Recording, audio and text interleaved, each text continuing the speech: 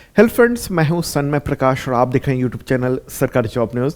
तो कई महत्वपूर्ण टॉपिक्स हैं, उनमें महत्वपूर्ण है वर्ल्ड इनइक्वालिटी रिपोर्ट 2026। तो ये काफ़ी ज़बरदस्त कंटेंट है ये, और भी कई सारे क्वेश्चंस हैं, सब पर बात करेंगे एक एक करके। तो शुरू करते हैं दोस्तों। और पहला बहुत ही महत्वपूर्ण प्रश्न, वर्ल्ड इनइक्वालिटी रिपोर्ट, ये रिपोर्ट आई है लेटेस्ट। तो इसके अनुसार भारत की जो टॉप 1% आबादी है उसकी इनकम देश की कुल आबादी की इनकम का कितना प्रतिशत है, या कहें राष्ट्रीय आय का कितना प्रतिशत है। आंसर का 22.6%। बहुत बड़ी बात है ये, कितना 22.6%। और ये रिपोर्ट आई है किसमें, ये जानकारी है वर्ल्ड इनइक्वालिटी रिपोर्ट में। मतलब भारत में बहुत ज़बरदस्त असमानता है। ठीक है, तो ये रिपोर्ट जारी की गई है वर्ल्ड इनइक्वालिटी लैब के द्वारा दिसंबर में, और इस रिपोर्ट को यूनाइटेड नेशंस डेवलपमेंट प्रोग्राम यानी यूएनडीपी उसके सहयोग से तैयार किया गया है। और बहुत सारे इकोनॉमिस्ट हैं दुनिया भर के मशहूर, उन सब ने मिलकर इसको तैयार किया। एक और प्रश्न लेते हैं, फिर डिटेल बात करेंगे। क्वेश्चन यहाँ पर होगा कि विश्व असमानता रिपोर्ट 2026, उसके अनुसार भारत की जो टॉप 10% आबादी है उसकी इनकम देश की कुल आबादी की इनकम का कितना प्रतिशत है, या कहें टोटल जो नेशनल इनकम है उसका कितना प्रतिशत है। आंसर का 57.7%। इतना है ये। और ये न्यूज़ भी आप देख रहे हैं कि टॉप 10% जो अर्न कर रहे हैं इंडिया में वो 58% के आसपास, मतलब 57.7 हो गया तो इसको 8 लिख दिया है, तो 58 लिख दिया है। ठीक है, तो ये है महत्वपूर्ण खबर जो इस रिपोर्ट के ज़रिए सामने आई है। विश्व असमानता रिपोर्ट, अंग्रेजी में कहेंगे वर्ल्ड इनइक्वालिटी रिपोर्ट 2026। तो किसने जारी किया है, वर्ल्ड इनइक्वालिटी लैब ने जारी किया है। इससे पहले 2022 में जारी किया गया था, और इतने दरमियान के बाद अब जारी किया गया। ओके, तो इस रिपोर्ट को बहुत बड़े बड़े जो इकोनॉमिस्ट हैं दुनिया भर के, Lucas Chanshal, Ricardo Gomez, Carrara, इन सब ने मिलकर जारी किया है।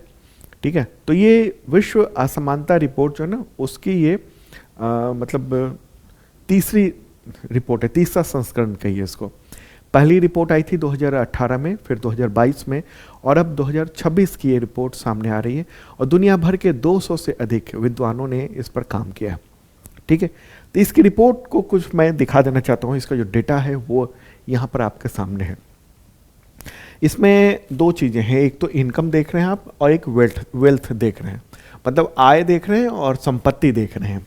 ठीक है, तो इसमें यह कहा गया है कि भारत में, इस रिपोर्ट के अनुसार भारत में आय असमानता यानी इनकम इक्वलिटी वो दुनिया भर में सबसे अधिक है। टॉप जो 10% हैं आबादी, उनके पास मतलब राष्ट्रीय आय का 58% हिस्सा आ रहा है। इसको ठीक से दिखा देना चाहता हूँ। ये देखिए आप, ठीक है, इसको यूरो में बताया गया है, लेकिन आप परसेंटेज देखिए यहाँ पर। ठीक है, तो ये इनकम हो गया और ये वेल्थ हो गया। तो नीचे से देखते हैं, टॉप जो 1% आबादी है भारत की, वो भारत में जितने लोग टोटल हैं, एक साल में जितना कमा रहे हैं उसका 22.6% हिस्सा केवल 1% लोग कमा रहे हैं।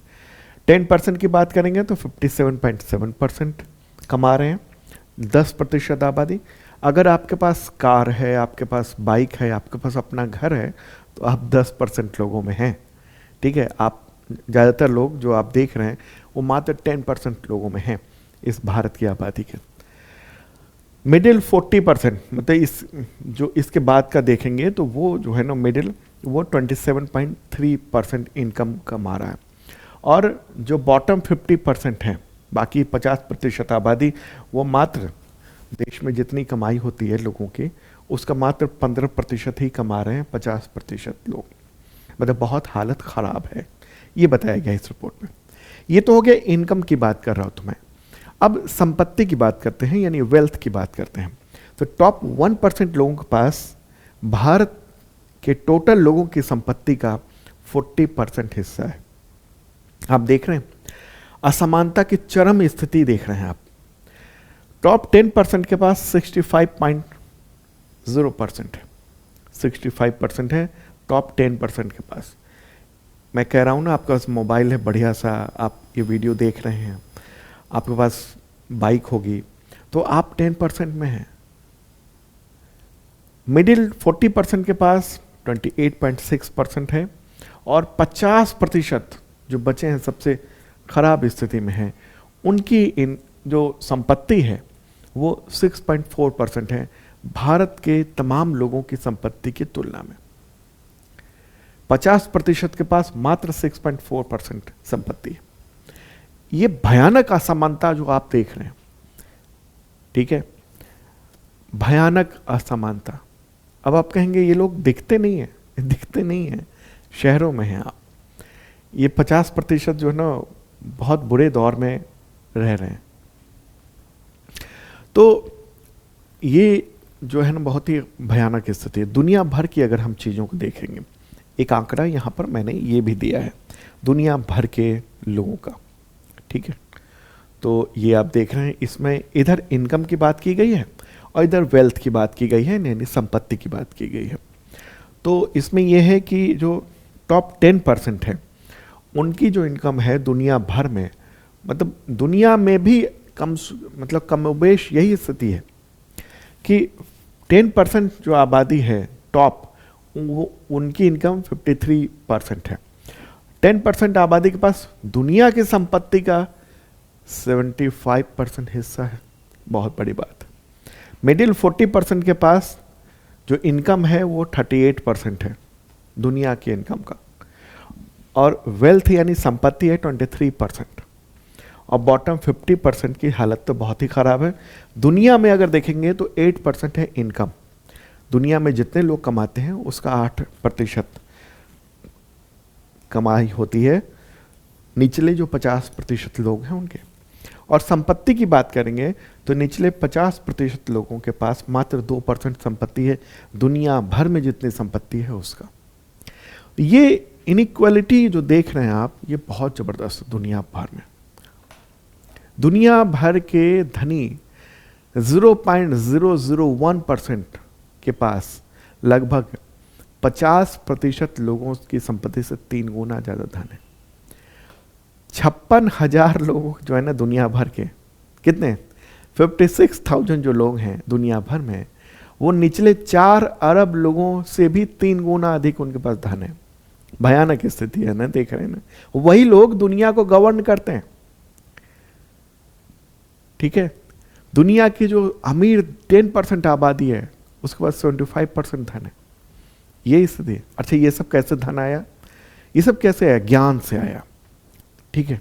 जब लोग पढ़े लिखे आगे बढ़े तब उन्होंने कमाई की और वो फिर आगे बढ़े, ठीक है।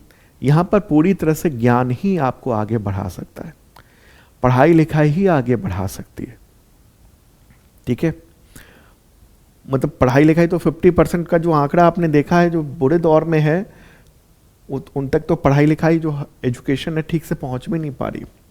तो बड़ी वजह क्या है? वो पढ़ाई लिखाई है। इसके अलावा जो टॉप लेवल के लोग हैं वो सब अपने ही वेल्थ को बेहतर करने में लगे हुए हैं, बाकी तो मजदूर हैं, ठीक है। चलिए अब आगे बढ़ते हैं और अगला क्वेश्चन लेते हैं। उससे पहले बताऊं कि अगर आपने इस साल का अब तक का मैराथन वीडियो नहीं देखा है जनवरी से नवंबर तक का, तो देखिएगा ज़रूर, क्योंकि इससे ग्रुप डी एग्जामिनेशन में ज़बरदस्त प्रश्न आ रहे हैं। 18 से 20 प्रश्न हमारे टकरा रहे हैं लगातार। ग्रुप डी का एग्जामिनेशन चल रहा है। इससे पहले यूपीएससी में टकराया था ज़बरदस्त ढंग से 30 प्रश्न, बीपीएससी में 30 प्रश्न टकराते थे, और भी तमाम एग्जामिनेशन में। ग्रुप डी में तो इस बार कमाल हुआ है कि करंट अफेयर्स पूछा जा रहा है। तो अगर आपने ये वाला वीडियो नहीं देखा है, यूट्यूब चैनल सरकारी जॉब न्यूज़ पर है तो देख लेना। इसका पीडीएफ भी अवेलेबल है शार्प लर्निंग ऐप पर, ठीक है। और ऐप पर अगर आप करंट अफेयर्स की शानदार तैयारी करना चाहते हैं तो मेंबरशिप प्लान है, एक बेसिक मेंबरशिप प्लान है और एक आईएसपीसीएस मेंबरशिप प्लान है। बेसिक जो है ना वो एसएससी, टीचर, रेलवे इन सब के लेवल का है, और आईएसपीसीएस वाला यूपीएससी, स्टेट पीसीएस इन सब के लेवल का है। इसमें आपको पीडीएफ मिल जाता है, वीडियो मिल जाता है, मॉक टेस्ट मिलता है, वीकली, मंथली, ईयरली। इस साल का मिलेगा, पिछले साल का भी मिल जाएगा कंटेंट, और अगले 1 साल तक यानी 365 दिनों तक अपडेट मिलता रहेगा। और पीडीएफ भी बहुत शानदार तरीके का होता है, 1 लाइनर होता है, एमसीक्यू होता है और एमसीक्यू विद नोट्स होता है, और उसमें वीडियो के लिंक भी डालते हैं ताकि अगर आप विजुअली समझना चाहें ना, जैसे मैप में आपने देखा, ठीक है, ग्राफिक्स देखा, तो लिंक पर क्लिक करेंगे और वीडियो ओपन हो जाएगा वहीं से। अगला क्वेश्चन लेते हैं। ट्रंप की मध्यस्थता से रवांडा और किस देश के बीच में एक शांति समझौता हुआ जिससे वहाँ 30 वर्ष पुराना संघर्ष उसके खत्म होने की उम्मीद अब बनी है। आंसर क्या हुआ इसका? DRC यानी डेमोक्रेटिक रिपब्लिक ऑफ कॉन्गो, या हिंदी में कहेंगे कॉन्गो लोकतांत्रिक गणराज्य। ठीक है, और ये न्यूज़ भी आप देख रहे हैं। ओके, तो ये मीटिंग हुई है और ख़ास तौर पर कॉन्गो में बहुत बुरे हालात हैं। कॉन्गो में जो ना M23 नाम का एक संगठन है जो रवांडा के सहयोग से बहुत बुरी स्थिति कर रखा है कॉन्गो के बड़े हिस्से में। तो उसकी वजह से पलायन, उसकी वजह से मार काट बहुत ज़बरदस्त हो रही है। देखो मैप के ज़रिए चलते हैं। प्यारा भारत है अपना, और अब कहाँ चलेंगे? अब चलेंगे अफ्रीका की ओर। ठीक है, ये विशालकाय अफ्रीका है और ये बीचों बीच आप देख रहे हैं DRC यानी डेमोक्रेटिक रिपब्लिक ऑफ कॉन्गो। इसकी राजधानी का है किनशासा है। राष्ट्रपति यहाँ के फेलिक्स त्शिसेकेदी। और इसी के ठीक बगल में आप यहाँ पर ये वाला जो देख रहे हैं ना, ये है रवांडा। छोटा सा है, इसके तुलना में बहुत छोटा सा है रवांडा। इसकी राजधानी है किगाली। राष्ट्रपति है पॉल कागामे। ठीक है, तो इन्हीं दोनों देशों के बीच में एग्रीमेंट करवाया है अमेरिका के राष्ट्रपति डोनाल्ड ट्रंप ने 4 दिसंबर को। ठीक है, तो इसमें यही हुआ है, दोनों देशों के जो राष्ट्रपति हैं उन्होंने सिग्नेचर किए हैं समझौते पर, और इसमें भी फ़ायदा निकाला है अमेरिका ने। 2 लोग लड़ रहे हैं, 2 देश लड़ रहे हैं और फ़ायदा अमेरिका को होने जा रहा है। इस समझौते में यह है कि ट्रंप ने कहा है कि हम इस युद्ध को रुकवाएंगे, ये जो मारकाट मची हुई है रुकवाएंगे, लेकिन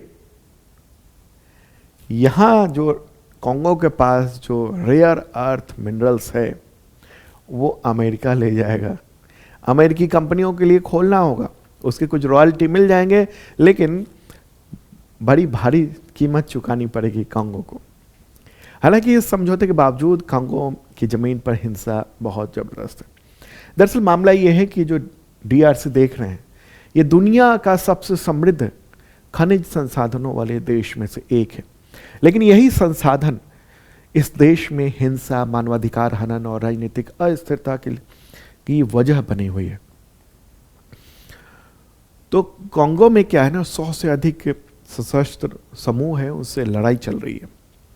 और ये संघर्ष की शुरुआत रवांडा में हुए एक नरसंहार से हुई थी 1994 से, जहां हुतू मिलिशिया उन सब ने बड़े पैमाने पर लोगों को मार डाला था। और फिर रवांडा में एक सरकार बनी और उसके बाद फिर इस इलाके में कब्जा करने की कोशिश हुई। अभी जून 2025 की बात है जब M23 ने एक प्रमुख शहर, यहाँ पर एक शहर है उसका नाम है गोमा, और एक और शहर है बुकाबू, उस पर कब्जा कर लिया था। ये गोमा है और ये शहर रवांडा से सटा हुआ है, 20 लाख आबादी है। और रवांडा मतलब वहाँ पर कब्जा करके वहाँ के खनिज संसाधनों पर जो है ना वो रवांडा अपना प्रभुत्व चाह रहा था, और इसके लिए इस्तेमाल किया गया M23 नाम के एक संगठन को। ठीक है, तो ये सब हुआ है और इस तनाव को ख़त्म करने की एक कोशिश के तौर पर हम लोग ये देख रहे हैं। ठीक है, तो ये महत्वपूर्ण बात रही। अब हम लोग देखते हैं कि खनिज संपदा कितनी है कॉन्गो के पास। बहुत है, बहुत ज़्यादा खनिज संपदा है जो आप देख रहे हैं। क्या क्या है यहाँ है कोबाल्ट, दुनिया का सबसे बड़ा कोबाल्ट उत्पादक है ये। वैश्विक उत्पादन का लगभग 70% यहीं से होता है, और कोबाल्ट का यूज़ इलेक्ट्रिक व्हीकल में होता है, बैटरी में, स्मार्टफोन में, लैपटॉप बैटरी, विमान, सैन्य उपकरण, इन सब में होता है। तांबा, यहाँ पर दुनिया का सबसे बड़ा तांबा उत्पादकों में से एक ये देश है। तांबे का उपयोग बिजली, तार, केबल, कंस्ट्रक्शन, इंफ्रास्ट्रक्चर, इलेक्ट्रॉनिक उपकरण में होता है। कोल्टन, दुनिया का लगभग 60% कोल्टन का भंडार यहाँ पर है। इसका उपयोग मोबाइल फ़ोन, लैपटॉप, अन्य जो इलेक्ट्रॉनिक उपकरण है, एरोस्पेस, इन सब में होता है। टंगस्टन बड़ी मात्रा में यहाँ पर पाया जाता है। औद्योगिक मशीनरी, रोशनी के बल्ब, इलेक्ट्रॉनिक चिप्स, हथियार, इन सब बनते हैं। टिन यहाँ बड़े पैमाने पर है, पाया जाता है। हीरा, दुनिया में जो औद्योगिक हीरा है उसका सबसे बड़ा उत्पादक यही है। इसका उपयोग आभूषण में, औद्योगिक कटिंग में, ड्रिलिंग में उपयोग होता है। सोना का बहुत बड़ा भंडार है यहाँ पर, खासतौर पर इसके पूर्वी क्षेत्रों में। ठीक है, तो ये है स्थिति। ठीक है, तो यहीं पर एग्रीमेंट करवा दिया है ट्रंप ने, और अब देखते हैं कितनी राहत मिलती है। लेकिन फ़ायदा अमेरिका को तो हो गया, दो लड़ रहे थे और फ़ायदा उठा ले गया अमेरिका। ठीक है, ऐसा ही कुछ हुआ था मिनरल्स को लेकर, कहाँ पर, यूक्रेन में। रूस और यूक्रेन के बीच में युद्ध चल रहा है, और यूक्रेन मतलब जब ट्रंप राष्ट्रपति बने उसके बाद ट्रंप ने कहा कि हम क्यों पैसे दें तुमको तुम्हारे लड़ने के लिए, यूक्रेन को। कहा कि पहले पुराने जो रकम दी हुई है खरबों डॉलर, वो हमको दो। तो फिर उसके बाद यूक्रेन के पास वो रकम थी नहीं, डॉलर थे नहीं। तो ट्रंप ने कहा कि ठीक है, तुम्हारे पास जो जितने मिनरल्स के खदाने हैं वो सब अमेरिकी कंपनी को दे दो, हम उसमें से हिस्सा लेंगे 50%, उससे कटेगा तुम्हारा हिस्सा। तो फ़ायदा किसका हुआ? अमेरिका का हुआ।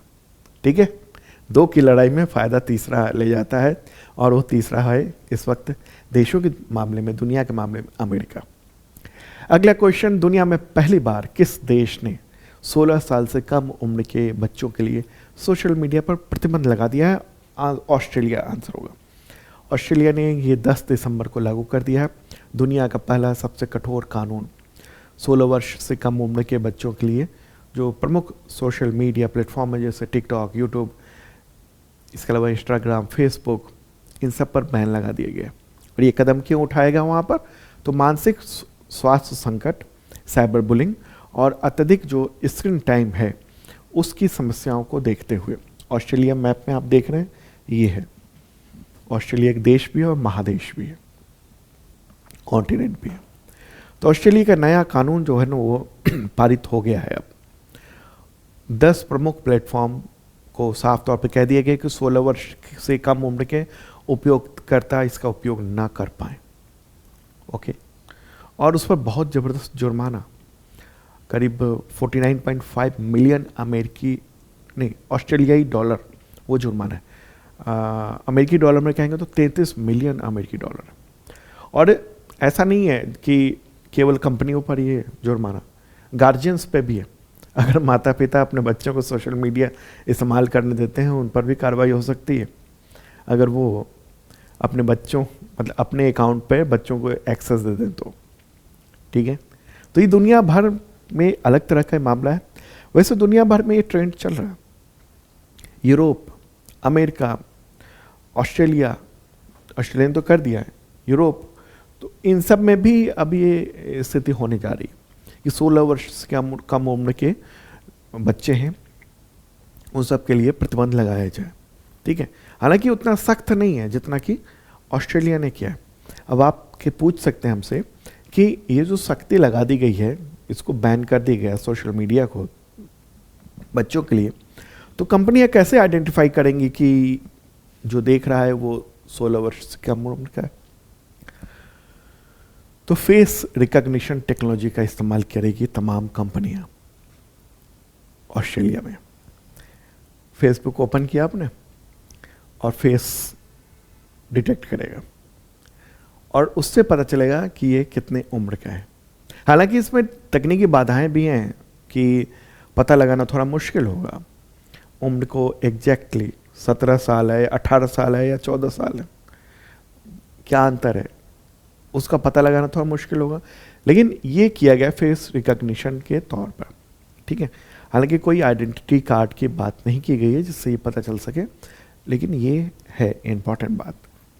ठीक है, चलिए आगे बढ़ते हैं और अगला क्वेश्चन लेते हैं महत्वपूर्ण। आज विदेश ढेर सारे प्रश्न आ रहे हैं। ठीक है, राष्ट्रीय कल ले लेंगे। अगला क्वेश्चन होगा, किस अफ्रीकी देश में दिसंबर 2025 में सैनिकों ने तख्ता पलट का दावा किया जिसके कुछ समय बाद ही सरकार ने इसे नाकाम करने की घोषणा कर दी? आंसर होगा बेनिन। क्या है? बेनिन। ठीक है, बेनिन। एक बार मैप के जरिए चलें तब समझ पाएंगे आप। अफ्रीकी देश है बेनिन। अपना प्यारा भारत ये रहा और चलते हैं हम अफ्रीका की ओर। ये है विशालकाय अफ्रीका। ठीक है, अब अफ्रीका में कहां पर है? बेनिन ये रहा, देखिएगा।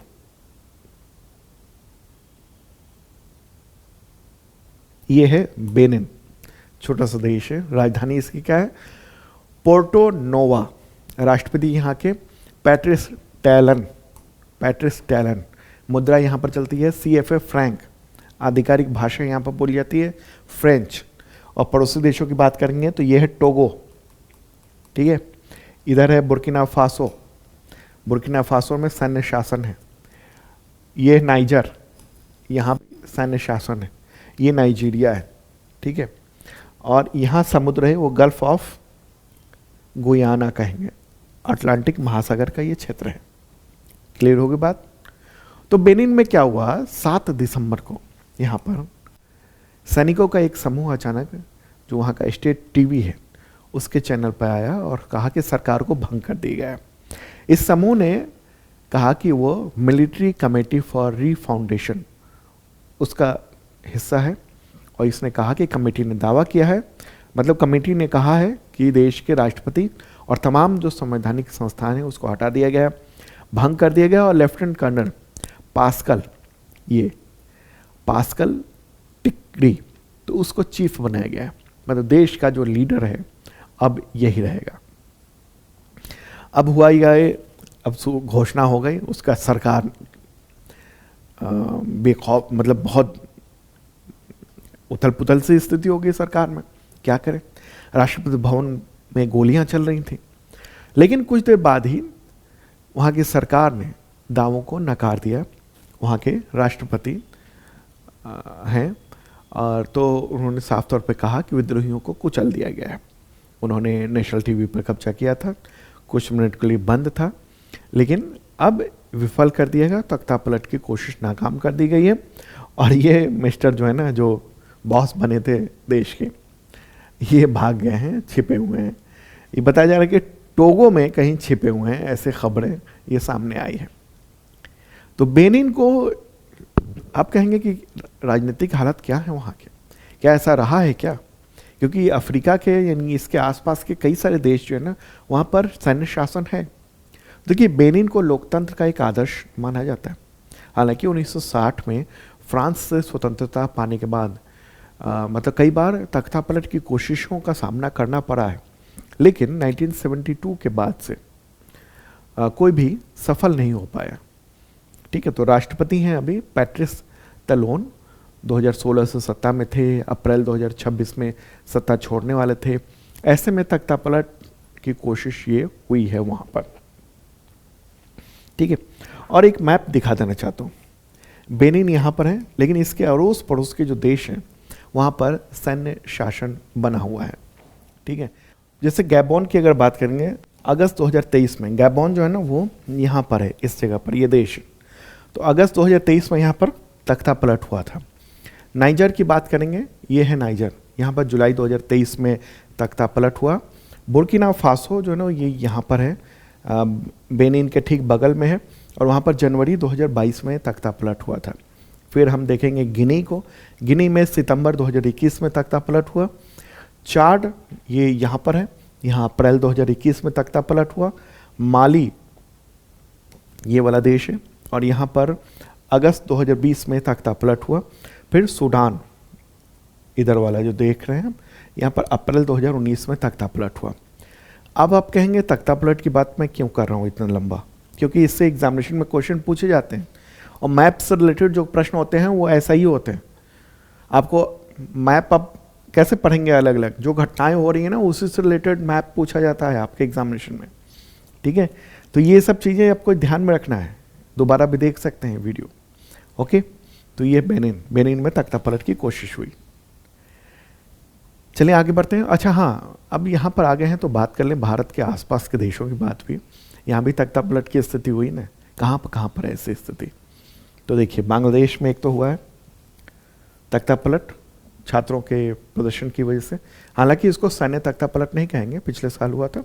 शेख हसीना को, वहाँ के पीएम को देश छोड़ के भारत भागना पड़ा था। मोहम्मद यूनुस की अगुवाई में वहाँ पर एक सरकार का गठन हुआ। उससे पहले की अगर बात करेंगे तो यहाँ पर हाँ, श्रीलंका में हो चुका है। वहाँ की जनता ने एक तरह से प्रदर्शन कर दिया था, उसके बाद फिर सत्ता परिवर्तन हुआ, सैन्य सत्ता पलट नहीं हुआ। हालांकि नेपाल में ये हो चुका है अभी 2025 में ही, ठीक है। हालांकि सेना का कब्जा नहीं हुआ वहाँ पर, लेकिन सरकार है। लेकिन पड़ोस में ये जो म्यांमार है ना, यहाँ पर सैन्य सत्ता पलट हो चुका है, ठीक है। यहाँ पर 2021 में सैन्य सत्ता पलट हुआ था और सेना के जो चीफ हैं वही राष्ट्रपति, प्रधानमंत्री, ये सब बने हुए हैं, ठीक है। क्लियर होगी बात। अब आगे बढ़ते हैं और अगला क्वेश्चन लेते हैं। चेक गणराज्य के नए प्राइम मिनिस्टर कौन बने हैं? नाम है उनका आंद्रेज बबीज। क्या नाम है? आंद्रेज बबीज। 71 ईयर के हैं, अरबपति कारोबारी हैं। तो 9 दिसंबर को उनको नए प्राइम मिनिस्टर के तौर पर शपथ दिलाई गई है। इससे पहले भी वो 2017 से 2021 तक वहाँ के प्राइम मिनिस्टर रह चुके हैं। और एक बहुत बड़ा समूह है, औद्योगिक समूह है, एग्रोफर्ट समूह। तो उसके अंतर्गत लगभग 200 कंपनियां उसके वो मालिक हैं। हालांकि सार्वजनिक रूप से उन्होंने कहा हुआ है कि इन तमाम जो कंपनियां हैं इनसे छुटकारा पालेंगे, ताकि जो राजनीतिक जीवन है वो ठीक से चलता रहे। अब मैप के ज़रिए चेक रिपब्लिक को देख लेते हैं। प्यारा भारत है अपना, और चलते हैं कहाँ पर? यूरोप की ओर, ठीक है। यूरोप में ये देख रहे हैं, और यहीं पर ये है चेक गणराज्य, ठीक है। क्या है? चेक गणराज्य। ये लैंड लॉक्ड देश, मतलब चारों तरफ से इसकी जो सीमाएं हैं वो किसी न किसी देश से घिरे हुई हैं। इसकी राजधानी क्या है? प्राग है।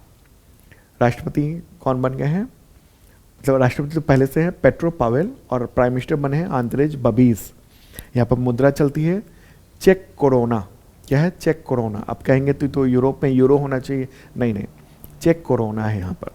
और पड़ोसी देशों की बात करेंगे, इधर जर्मनी है, ये पोलैंड हो गया, स्लोवाकिया हो गया, और ये ऑस्ट्रिया हो गया, ठीक है। तो यहीं के नए प्राइम मिनिस्टर बन गए हैं आंद्रेज बबीज। अरबपति कारोबारी हैं ये, ठीक है। दूसरी बार फिर बने आप एक बार और। अगला क्वेश्चन यहाँ पर होगा, भारत ने लगातार तीसरी बार स्क्वैश वर्ल्ड कप की मेजबानी की है। तो वर्ष 2025 में ये किस शहर में आयोजित हुआ है? चेन्नई में आयोजित किया गया है। कब से कब तक? 10 से 14 दिसंबर तक, ठीक है। चेन्नई में ये आयोजन हुआ है। स्क्वैश क्या होता है?